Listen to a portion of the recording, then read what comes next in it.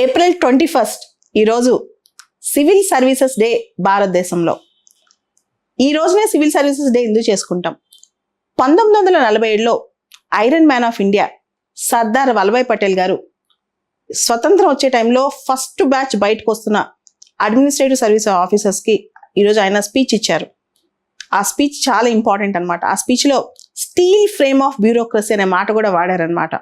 So అప్పటి నుంచి కూడా ఏప్రిల్ 21ని సివిల్ సర్వీసెస్ డేగా మనం సెలబ్రేట్ చేసుకుంటుంటాం. సర్దార్ వల్లభాయ్ పటేల్ గారిని father of modern civil services అని కూడా అంటాం. అయితే సివిల్ సర్వీసెస్ డే రోజు మనం ఏం గుర్తు తెచ్చుకోవాలి అనేది ఆలోచిస్తే, సివిల్ సర్వీసెస్ డే కేవలం సివిల్ సర్వెంట్స్కే కాదు, అంటే ఎవరైతే బ్యూరోక్రసీలో ఉన్నారో వాళ్ళకి మాత్రమే కాదు. సివిల్ సర్వీసెస్ డే ప్రజలందరిది కూడా. వాళ్ళు పొందే ప్రతి సర్వీసు, వాళ్ళు అందుకునే ప్రతి సేవ, ఇవన్నీ కూడా ఈరోజు కౌంట్ అవుతాయి. వాటికి వాల్యూ అడిషన్ చేయాల్సిన ఆవశ్యకత ఈరోజు ఉందన్నమాట. సివిల్ సర్వీసెస్ డే అనేది కేవలం ఒక సెలబ్రేట్ చేసిన డే మాత్రమే కాదు, ఇది మనల్ని మనం రివ్యూ చేసుకోవడానికి, పునః పరిశీలించుకోవడానికి ఉన్న డే అన్నమాట.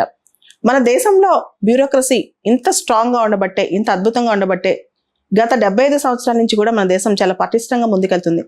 పొలిటికల్ ఎగ్జిక్యూటివ్స్ వస్తుంటారు, పోతుంటారు. పర్మనెంట్ ఎగ్జిక్యూటివ్స్ దేశాన్ని ఒక అండర్లయింగ్ కరెంట్లా ముందుకు నడిపిస్తూనే ఉంటారు. The people behind the curtain, the faces behind the curtain are civil servants.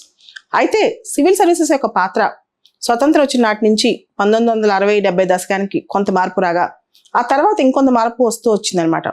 ఒకప్పుడు అంటే బ్రిటిష్ వాళ్ళ టైంలో సివిల్ సర్వీసెస్ అంటే బ్రిటిష్ వాళ్ళ పరిపాలకుల చెప్పు చేతులు ఉండే సర్వీసెస్ లాంటిది అని అర్థం. అలానే వాళ్ళు పనిచేసేవాళ్ళు కూడా. కానీ స్వతంత్రం వచ్చిన తర్వాత నిర్భయంగా, నిరంతరంగా వాళ్ళ సేవలు అందిస్తూ ఉన్నారు. అయితే కొన్ని సందర్భాల్లో సివిల్ సర్వీసెస్లో విలువలు పోతున్నాయి అనే క్వశ్చన్ కూడా వస్తుంది. రాను రాను ఐఏఎస్, ఐపీఎస్ లెగసీ కూడా మారుతూ వస్తుంది అనమాట. కాలానుగుణంగా చేంజెస్ వస్తున్నాయి. దాంతోపాటు 1991లో ఎల్పిజి రిఫార్మ్స్ వచ్చిన తర్వాత ప్రైవేటైజేషన్ శాతం బాగా పెరిగిపోయి కూడా సివిల్ సర్వీసెస్ ఆవశ్యకత కొంత మార్పు చెందింది. అది ఖచ్చితంగా మనం చెప్పుకోవచ్చు అనమాట. వీళ్ళు కూడా రకరకాల అంశాలు అప్డేట్ అవ్వాల్సిన పరిస్థితి. అండ్ ఇక్కడ లేటరల్ ఎంట్రీ అనే కొత్త విధానం కూడా స్టార్ట్ అవుతుంది. అంటే సివిల్ సర్వీసెస్ ఎగ్జామినేషన్ ప్రాసెస్ మాత్రమే కాకుండా ఎవరైతే బయట డొమైన్ ఎక్స్పర్ట్స్ ఉన్నారో వాళ్ళు జాయింట్ సెక్రటరీ లెవెల్లో కూడా లేటరల్ ఎంట్రీ విధానం, బయట నుంచి డైరెక్ట్గా కొన్నాళ్ళు గవర్నమెంట్లో పనిచేసే విధానం కూడా అమల్లోకి వచ్చిందనమాట. ఇంకా సివిల్ సర్వీసెస్ విషయంలో రకరకాల అంశాలు చూస్తుంటే జర్నలిస్ట్ స్పెషలిస్ట్ కాంట్రవర్సీ అంటాం అనమాట. అంటే సివిల్స్ ఎగ్జామ్ రాసేటప్పుడు అన్ని సబ్జెక్టులు చదువుతారు. వాళ్ళ డొమైన్ కాకపోయినా వాళ్ళు దానిలో పనిచేస్తూ ఉంటారు. అలా కాకుండా స్పెషలిస్టులు, ఫర్ ఎగ్జాంపుల్ ఒక హెల్త్ కమిషనర్ ఉన్నారు అనుకోండి, తనకి హెల్త్ కేర్ మీద బాగా అవగాహన, దాన్ని స్టడీ చేసిన వ్యక్తి. లేదా ఒక ఐఆర్ఎస్ ఐటీ ఆఫీసర్ ఉన్నారనుకోండి, వాళ్ళు అకౌంటింగ్ మీద బాగా అవగాహన ఉన్న వ్యక్తులు. వీళ్ళు వస్తే ఇంకా బెటర్గా ఉంటుంది కదా. అదేవిధంగా ఫారెన్ సర్వీసెస్ ఆఫీసర్స్ ఉన్నారనుకోండి, డిప్లొమసీ మీద ఇంకొంత అవగాహన, ఫారెన్ రిలేషన్స్ మీద ఇంకొంత అవగాహన ఉన్న వ్యక్తులు. ఇలా వస్తే ఇంకా బాగుంటుందని చెప్పేవాళ్ళు కూడా చాలా మంది ఉన్నారు. సో డొమైన్ ఎక్స్పర్టైజ్ తీసుకొచ్చే విధానం కూడా భవిష్యత్తులో రాబోతుంది. వచ్చే 10-15 సంవత్సరాల్లో మాత్రం భారతదేశంలో సివిల్ సర్వీసెస్ యొక్క పాత్ర మారబోతుందని ఖచ్చితంగా చెప్పొచ్చు. అంటే డిజిటల్ టెక్నాలజీ వచ్చిన తర్వాత, డొమైన్ ఎక్స్పర్టైజ్ అనే కాన్సెప్ట్స్ ఇవన్నీ వచ్చిన తర్వాత ఖచ్చితంగా సివిల్ సర్వీసెస్ యొక్క పాత్ర మారబోతుంది. దాంతోపాటు సివిల్ సర్వీసెస్ అందించాల్సిన సేవల తీరు కూడా మారుతుంది.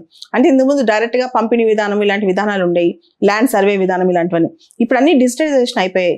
దీంతో సివిల్ సర్వెంట్స్ ఇంతకుముందు బ్రిటిష్ వాళ్ళ టైంలో గుర్రాలెక్కి అన్ని ప్లేస్కి వెళ్ళి చూడాల్సిన పరిస్థితి.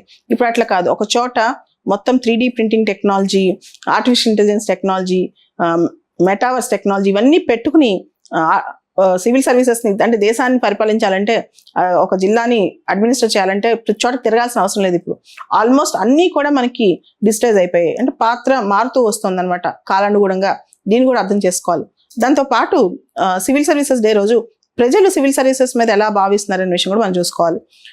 మనం చూస్తే భారతదేశంలో మనం ఫాలో అయ్యేది meritorious based civil services, British model అనమాట. దానిలో మెరిటే మనకు ప్రధాన భూమిక పోషిస్తుంది అనమాట. మనం అమెరికాలో చూస్తే పాత రోజుల్లో స్పాయిల్ సిస్టమ్ అని ఒక సిస్టమ్ ఉండేది. స్పాయిల్ సిస్టమ్ అంటే గవర్నమెంట్ వాళ్ళకి నచ్చిన వాళ్ళని ఒక పోస్ట్లో అపాయింట్ చేయడం, దానికి ఎగ్జామ్ ఉండదు, ఏ మెరిట్ క్రైటీరియా ఉండదు అనమాట. కానీ బ్రిటిష్ వాళ్ళ మోడల్ మెరిటోరీ సిస్టమ్. ఇండియాలో ఇప్పుడు కూడా మన అడ్మినిస్ట్రేషన్ ఇంత స్ట్రాంగ్గా ఉండడానికి కారణం ఆ మెరిట్ సిస్టమ్ మనం ఫాలో అవటమే. మెరిట్ సివిల్ సర్వీసెస్ సిస్టమ్ అనేది స్టేట్ లెవెల్ అయినా సెంట్రల్ లెవెల్ అయినా సివిల్ సర్వీస్ అనేది మెరిటోరీస్ బేస్డ్గా మనం చేస్తున్నాం అనమాట. దీంతో పాటు ఇప్పుడు ఎగ్జామినేషన్ ప్యాటర్న్స్ కానీ, ఇంటర్వ్యూ విధానం కానీ, సెలక్షన్ విధానం కానీ ఇంకొంత మారితే ఇంకో ఎఫిషియెంట్ సివిల్ సర్వెంట్స్ని మనం దేశానికి అందించే అవకాశం ఉంటుంది. దాంతోపాటు ప్రజలకు కూడా ఎటువంటి సేవలు కావాలో మారుతున్న ప్రజాభిష్టాలకు అనుగుణంగా, ప్రజా అవసరాలకు అనుగుణంగా సివిల్ సర్వీసెస్ మారితే కూడా ఇంకా బాగుంటుంది. సో అందరికీ కూడా happy civil services day. April 21st every year మనం సివిల్ సర్వీసెస్ డేగా సెలబ్రేట్ చేసుకుంటాం.